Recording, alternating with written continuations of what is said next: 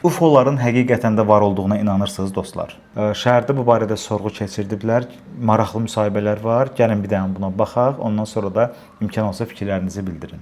Uçan naməlum obyektlərə inanırsınızmı?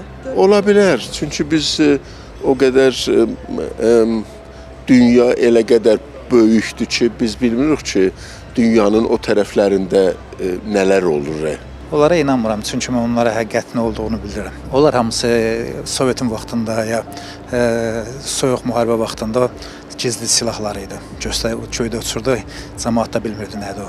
Varlığına inanıram. 78-ci ildə əskərlikdə olanda o vaxtda bizə məlumat verirdilər.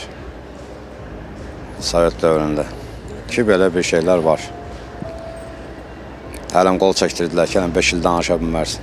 İndi də ki, 50 il keçib üstündən danışa bilirəm. Deyirdilər ki, Texasda göyə tapıblar bunların, yəni gəlib aparat düşüb yerə, bunların cəsədlərini tapmışlar.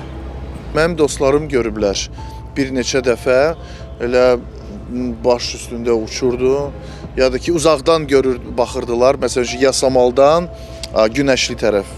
Görürlər ki, çox miqdarda həmin bu nəmalum uçan obyektlər var. Yuxarıdan uçanda görmüşəm. Amerikan ştatlarında yuxarıdan uçan, aşağıdan uçan da görmüşəm. Ümumiyyətlə cürbəcür ölçüdə olur. Böyük də olur, balaca da olur. Nə kvadrat olur, nə üçküncü olur, yumru olur onlar. Ağ rəngdə. Xaricdə bu haqda tez-tez xəbərlər olur.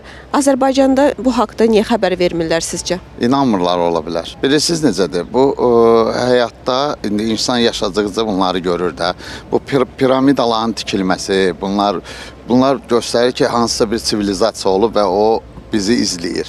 Dostlar, əgər siz də səmada uçan naməlum obyekt görmüsünüzsə, mütləq şərhlərdə bunu bildirin, yəni hekayəsini yazın.